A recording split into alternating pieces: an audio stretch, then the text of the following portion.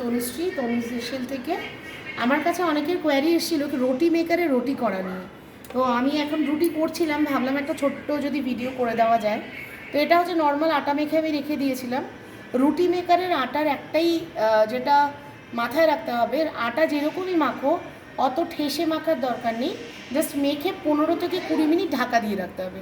এবং এই যে হালকা যে ট্যাপ করছি হালকা বসছে।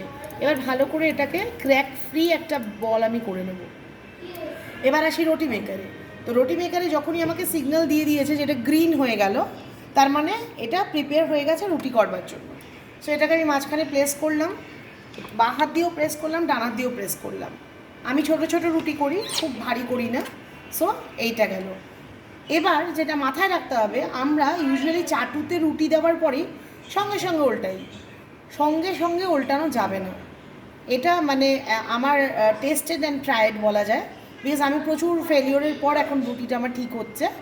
তো এটাকে সঙ্গে সঙ্গে উল্টানো যায়। এটার একটা পিঠ পুরোটা হবে, বাবলস দেখা যাবে, উপর থেকে ছোটো ছোটো ছোটো ছোটো বাবলস আসবে।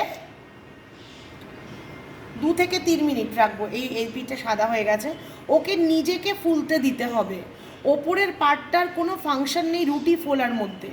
যে রুটিটা ফুলবে সে নিজে থেকেই এখানে ফুলবে। সো ওই পিঠটাও হয়ে গেছে, হালকা হালকা বাবলস আসছে একটা ওয়েভের মতো। এবার নেক্সট আর একটা ফ্লিপ করব, এই ফ্লিপেই রুটি হয়ে যাবে। ওকে পুরো টাইমটা দিতে হবে যাতে ও নিজে থেকে ফোলার টাইম পায়। হ্যাঁ, এবার যে সবকটাই ফুলবে তা নয়, তবে বেশিরভাগ রুটি সেমভাবেই ফোলে। এবার এটাকে জাস্ট একটু প্রেশার দিলাম আমি, এবারও নিজে থেকেই ফুলছে।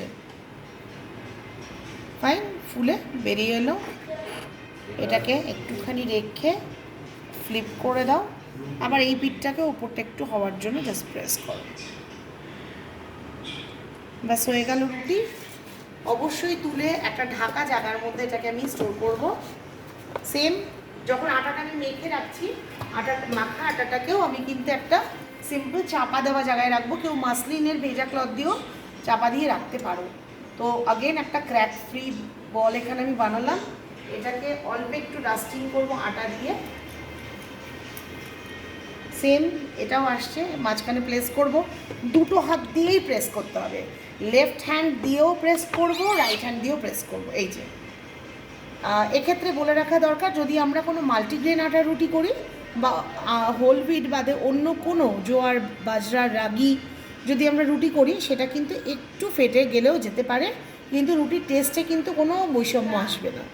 সো আগেন নেক্সট রুটিটার এক পিঠ হয়ে গেছে, আমি আবার এটাকে ফ্লিপ করলাম। ওকে নিজেকে ফুলতে দেব যতটা ফুলবে। 3টে ফ্লিপে রুটি হবে, তার থেকে বেশি কিচ্ছু করতে হবে না।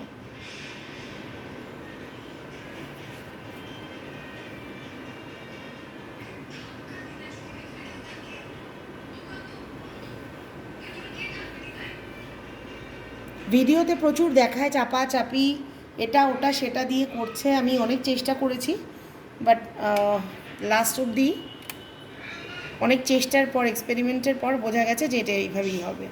এই যে এটা যেমন হাফ ফুললো, এই পোর্শনটা ফুললো। সো এটা ম্যান্ডেটারি না যে সব কটাই হবে। বাস, ঠিক আছে, আশা করি বোঝাতে পারলাম। তোমরাও বানিও।